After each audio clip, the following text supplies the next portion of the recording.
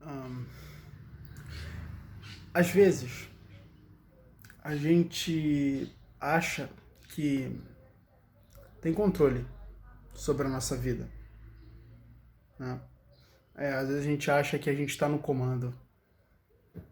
E, e a verdade é que não é bem assim. Tem muitas outras coisas que de fato estão comandando. Se tem uma coisa que os seres humanos não são donos, são dos seus desejos. E isso eu posso te provar. E não ser dono dos desejos é um pouco complicado. Porque você tem seus desejos sendo manipulados por vários meios de comunicação, apenas porque querem que você adquira seus produtos. E muitas vezes você devota uma vida inteira em busca desses desejos, que nada vão significar depois de você tê-los conquistado. Bom, deixa eu te explicar isso. Deixa eu te explicar isso para ficar mais entendível e para ficar mais ilustrada a ideia.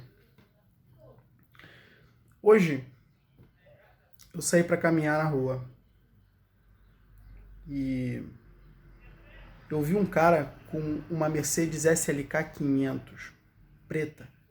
Um carro bonito. Um carro muito bonito. E depois eu vi um cara com um Gol. Um carro comum. Um carro popular. E eu parei para me perguntar: que diferença há entre os dois em relação ao carro?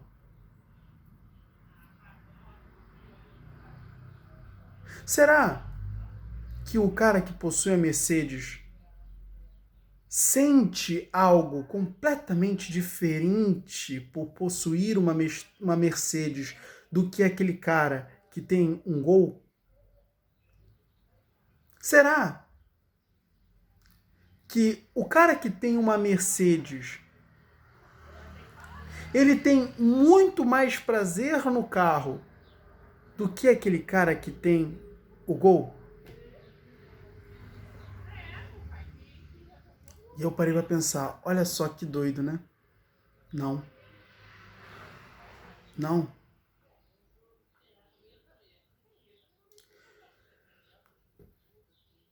O cara que tem a bela Mercedes,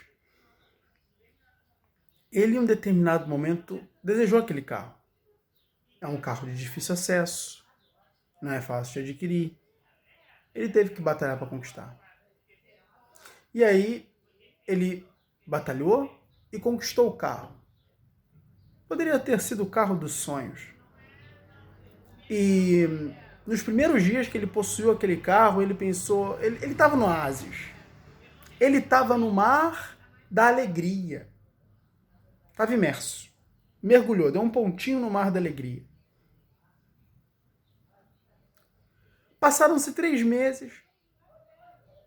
O carro já não significava mais nada. Passaram-se 3 meses e a Mercedes que ele batalhou tanto para conquistar tinha a mesma importância do que o carro que ele vendeu para comprar a Mercedes. Olha que doido. A diferença entre aquele cara que lutou tanto para adquirir uma Mercedes e agora tem uma Mercedes, em comparação com aquele cara que lutou tanto para adquirir o Gol e tem o Gol,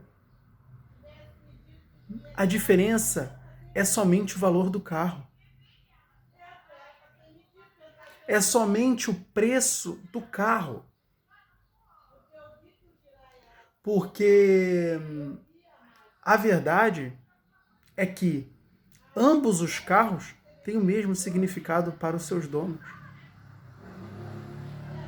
O cara do Gol pode desejar a Mercedes, mas Se ele, em um determinado momento, comprasse a Mercedes, 3 meses depois, ia estar como o cara que tem a Mercedes.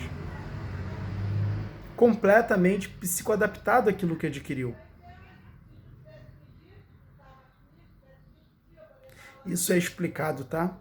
Neurocientificamente, por meio do processo de homeostase do cérebro, onde basicamente o cérebro ele sempre vai buscar manter o equilíbrio. É por isso que você não tem uma permanência de um estado de prazer muito grande. O estado de prazer ele tem que se dissipar. Entende? Ele tem que se dissipar. Então ele volta para os mesmos níveis de anteriormente. A partir do momento que o estado de prazer ele adquire um pico, ele depois desse pico só cai, se mantém estável. Aí vamos supor que você conquiste algo que deseja de novo, o prazer vai lá em cima e ele vem caindo e assim vai. Esse é a homeostase. Você tem um pico, mas depois o cérebro vai trazer tudo para o equilíbrio. E é isso que acontece. Então, esse desejo de comprar uma Mercedes, você acha que é um desejo daquele cara? Aí você vai me dizer, pô, Eric, é lógico que é, né? Se ele foi atrás da Mercedes é porque ele desejava a Mercedes. Eu vou te dizer que não. E vou te explicar por quê. Esses dias eu estava assistindo o filme 007 do Daniel Craig. São os novos 007. E, se eu não me engano, é até uma trilogia. Eu só lembro de um agora, que é o Quantum of Solace. Eu acho que tem outros também. Tem outros dois. Eu acho que o Quantum of Solace é o do meio, inclusive. Bom, enfim, eu não lembro muito bem. Mas eu estava assistindo um deles, não lembro qual. No filme, o personagem do 007, James Bond, ele tem um carro que se chama DB9. A marca do carro é DB9. Esse carro é de uma marca chamada Aston Martin. É um carro fantástico, muito bonito. Mas agora vamos sair um pouquinho do carro e vamos para o James Bond. Quem é o James Bond? É o cara bom em tudo. É o cara fantástico. As mulheres se amarram nele porque ele é aquele tipo de cara extremamente masculino. Ele chega, resolve os problemas do ambiente, ele vence todos os inimigos que se levantam contra ele. Ele é imbatível, ele acaba sendo o melhor em tudo, ele sempre é o mais inteligente, o mais esperto, é o cara que mais se safa. Entende? As mulheres caem nos pés dele ao ver isso. Ele está sempre um passo à frente, é um símbolo do próprio poder. Nada que o homem não deseje, né? O que acontece depois disso? O homem, ele olha aquele cara e ele pensa, poxa, eu queria ser esse cara, velho. Não, eu queria ser esse cara. Eu queria ter essas mulheres, ter esse tino pros negócios, ter todo esse poder, essa influência, toda essa inteligência, essa capacidade de me sobressair da maioria, de ser completamente diferenciado. Cara, eu queria tudo isso. Mas espera aí. Eu não tenho nada disso. Ou eu tenho algumas coisas, mas não tenho tudo. Pô, eu queria ser como o James Bond, mas eu acho que eu tô um pouquinho distante. Espera aí. Tem alguma coisa aí no James Bond que eu posso dar um jeito de ter amanhã? Olha, o James Bond tem aquele carro ali, DB9, da Aston Martin. Talvez seja uma oportunidade que você tem de chegar mais próximo dele se você tem dinheiro e quer resolver esse problema mais rápido. Poxa, é verdade. James Bond tem um carrão lá do Aston Martin. Vamos dar uma pesquisada sobre esse carro. E eu pesquiso, e eu encontro informações, Aston Martin DB9, carro fantástico, tem isso, tem aquilo outro, voa da mortal e o caramba. E pronto. Eu quero esse Aston Martin para mim, porque é uma chance que eu tenho de me projetar, de parecer similar, de pelo menos alcançar um pouquinho ali, experimentar um pouquinho ali de ser alguém igual ao James Bond, ou me aproximar cada vez mais dele. A minha chance é ter um Aston Martin, porque talvez o Aston Martin me torne nisso tudo. Faça as mulheres me amar, me dê poderes sobre os outros, me faça sobressair sobre os meus inimigos. Talvez o Aston Martin faça isso tudo por mim. E é aí que o desejo pelo Aston Martin nasce. Foi o indivíduo que fomentou esse desejo? Não, meu amigo. Foi a publicidade inteligente da marca Aston Martin ao fazer com que o James Bond, que é um símbolo, James Bond é um personagem, mas também é um símbolo de poder, de inteligência, de projeção masculina. Foi a chance que a Aston Martin teve de associar o carro ao James Bond, ao símbolo, e fazer com que todo o simbolismo do James Bond fosse transferido para a marca. Você não sabe, mas o nome disso é uma estratégia. Isso é uma estratégia de marketing. E o nome dessa estratégia é merchandising. Pura publicidade. E o desejo do nosso amigo James Bond foi fomentado. O desejo do nosso amigo que estava assistindo o James Bond foi fomentado não por ele. Ele não viu aquele Aston Martin de pô, eu preciso desse carro. Não! Não foi isso, não.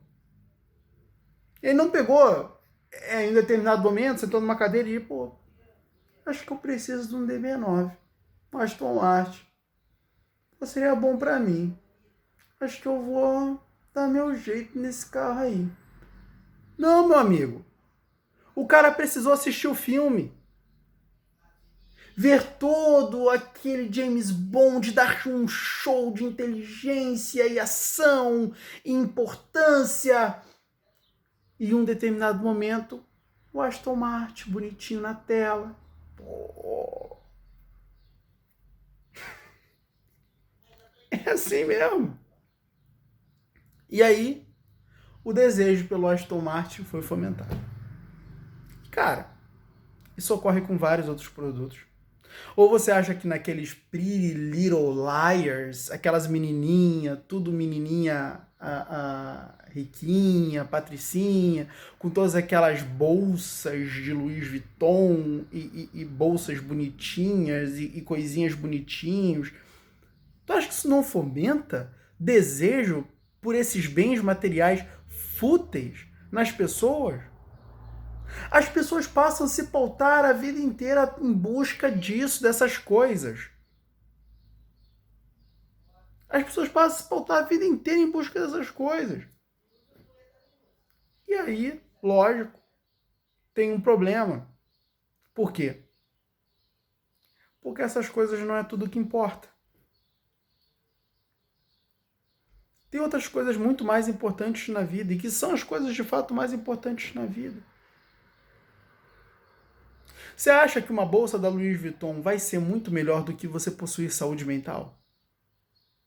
Você acha que a saúde do seu corpo é menos importante do que um DB9?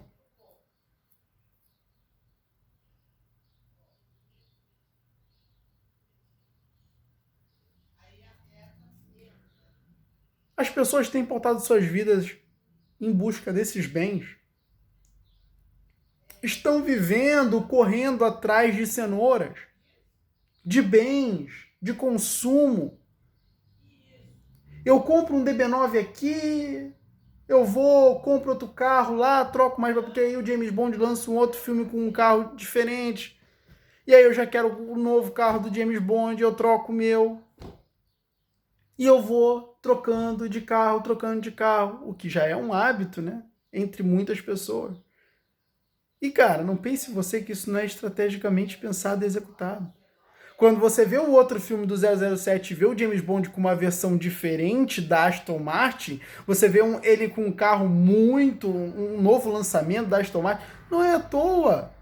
Não é à toa, meu amigo. Nada é à toa. Não é à toa. É para fazer você olhar pro carro e perceber, poxa, peraí. Tá na hora de eu trocar meu carro. Já tá ultrapassado. James Bond tá com outro. Lógico que isso não é consciente. Isso são mecânicas inconscientes. Mas que o resultado é esse que eu estou dizendo aqui para você. O nosso desejo é fomentado por esses bens. E eu passo a devotar a minha vida em busca de coisas que são fúteis. E eu esqueço das coisas que são importantes. Minha saúde mental, a saúde do meu corpo, a busca ali somente pelas necessidades básicas, sem refinar. Entende? Cara, quando você tá com sede, uma água, um milkshake, tem o mesmo sabor. E às vezes as pessoas elas vão em busca do refinamento, da dos prazeres. Cara, deixa eu te fazer uma pergunta. Que diferença faz um cara que tem uma casa simples, um cara que mora num lugar, num abrigo simples, do cara que mora num abrigo de uma mansão? Você pode até achar mesmo que morar numa mansão é melhor. Mas, pô, cara, você tem um abrigo simples. Então, peraí. Você é condenado a desejar o que você não tem. Ou você só deseja a mansão porque você não tem. Agora, o cara que tem a mansão não faz nenhuma diferença para ele, cara. Vai fazer no princípio, mas depois não faz mais. E se ele nasceu numa mansão,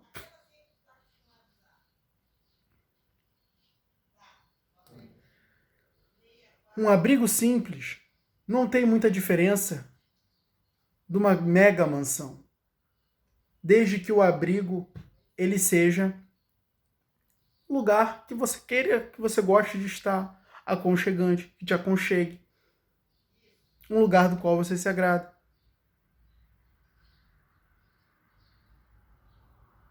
Mas é lógico. Você assiste um filme. Você vê lá que a personagem que você mais se identifica tem uma mansão.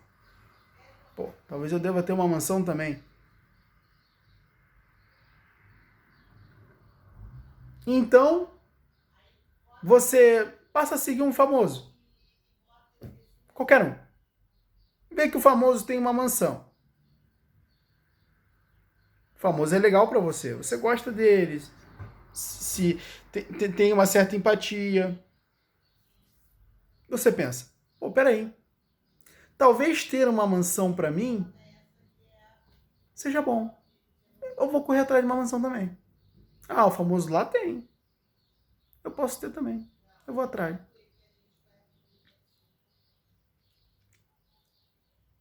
Aí, um belo dia você chega na mansão e descobre que deseja uma nova.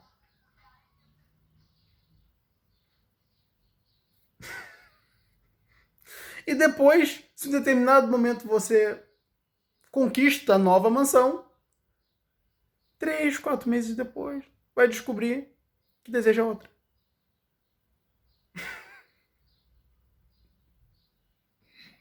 Chega a ser até engraçado, porque é assim mesmo. E aí, o que acontece? Vai ver que não tinha muita diferença.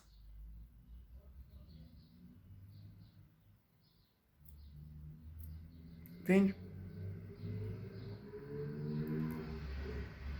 A publicidade, ela está jogando com os nossos desejos o tempo todo. O objetivo da publicidade é vender. E para vender, eu preciso fazer com que você enxergue o meu produto como algo que vale a pena ser buscado, que vale a pena devotar energia para alcançá-lo. E o que acontece? É o que você vai fazer. A publicidade venceu. No fim, ela te vende o produto e depois ela lança um outro produto e faz você perceber que existe mais uma nova meta a ser atingida. Então você vai correr atrás da nova meta, vai alcançar. E depois um novo produto será lançado e mais uma meta vai haver para você. A publicidade está o tempo todo dominando seus desejos, definindo para onde você tem que ir, o que você tem que perseguir, o lado que você tem que correr. E você não tem controle nenhum do que deseja. Então você vive perseguindo cenouras. Sua vida passa a ser perseguir cenouras.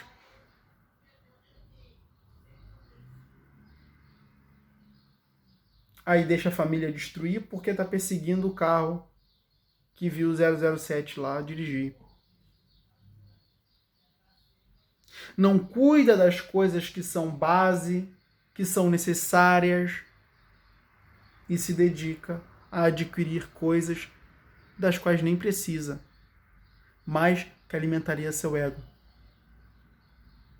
Porque, meu amigo, quando eu tenho um Aston Martin, eu já não sou percebido mais como o cara que era percebido antes. Quando eu paro na frente dos meus amigos que ainda estão naquela mesma esquina, não saíram daquela mesma esquina que eles estão lá, quando eu estaciono na frente deles uma Mercedes, acabou. Eu não sou mais o mesmo Eric.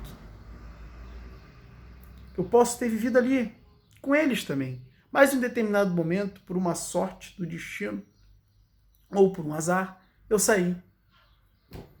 E aí voltei com essa grande Mercedes. Eu não sou mais o mesmo para eles. Agora eu sou um rei diante da percepção deles. Eles são apenas súditos ou escravos e eu sou o rei porque tenho uma Mercedes. Só por causa disso. Não importa se eu trafico, não importa se eu roubei um banco, não importa porra nenhuma. Eu só tenho a porra da Mercedes.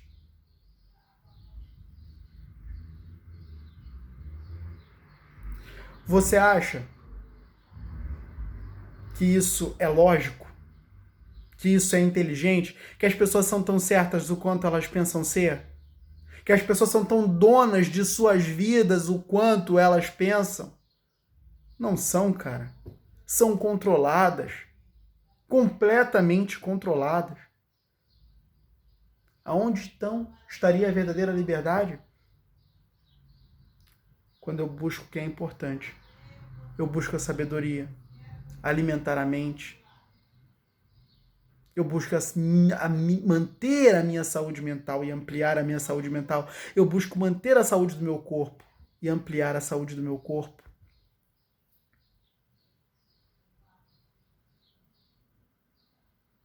Isso já tinha sido definido pelos gregos. Isso já tinha sido definido pelos gregos.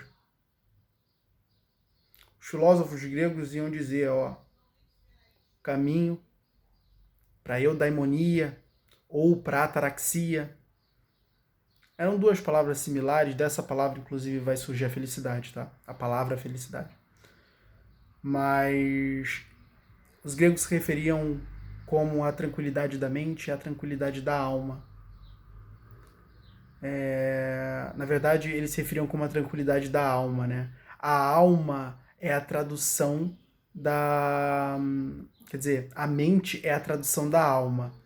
A palavra psique, que é utilizada hoje por nós para se referir à mente, à psicologia, à psique, veio veio da palavra grega para alma, que é psique. Psique em grego quer dizer alma. Entende? Então, os gregos já tinham definido isso. A busca mais sábia do ser é pela eudaimonia e pela ataraxia. O que era buscar a eudaimonia e buscar a ataraxia? Era buscar a saúde da mente, saúde mental e a saúde do corpo. A gente se perdeu disso. É triste, mas é verdade. A gente se perdeu disso.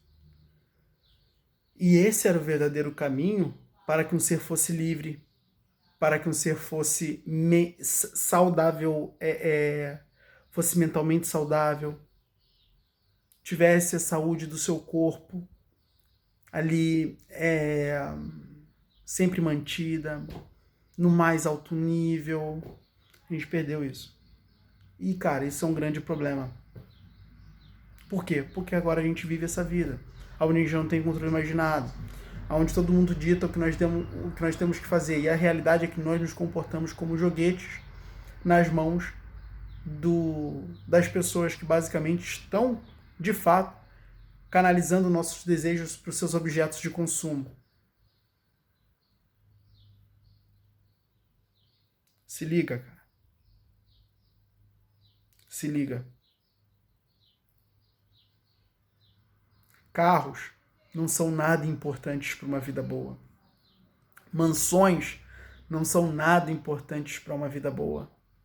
Nada, nada, nada, nada, nada. E qualquer bem material que você possa imaginar não é importante para uma vida boa, a não ser que ele cumpra necessidades básicas, como a necessidade do abrigo, como a necessidade da fome. É aí que você vai precisar da comida, da sede, é aí que você vai precisar da bebida. Esses bens têm seu valor. Mas a maior parte das coisas que você almeja conquistar na vida significam bosta nenhuma, cara. Significa bosta nenhuma. E a verdade é que você está correndo atrás de cenouras que são desnecessárias. Elas apenas são criadas no seu imaginário, que são coisas que de fato devem ser alcançadas. Por quê? Porque vai te tornar uma pessoa transcendente, né? Afinal, as pessoas elas têm esses desejos infantilizados, que é chegar na frente dos amigos e ser adorada por eles. Sair na rua, adornada em ouro e joias preciosas. E ser o centro das atenções de todos. E lógico, tem objetos que podem te dar isso. Se você, por exemplo, compra um Rolex, um relógio, tá? De luxo, um relógio de grife, luxo, que você utiliza no pulso, um relógio de pulso. Se você compra um Rolex e sai com um Rolex na rua, duvido que alguém vai dizer que você é pobre. E duvido que alguém vai te tratar como pobre. Se você entrar numa loja, a vendedora sacar que você tem um Rolex, você vai ser um rei ali e será tratado como tal.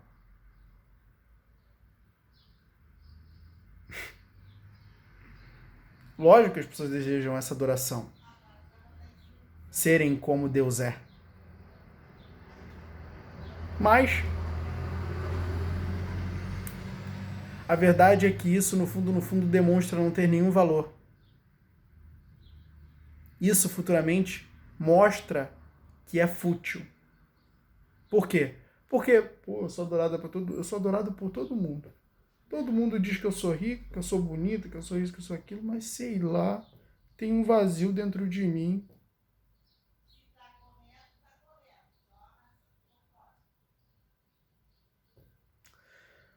Bom,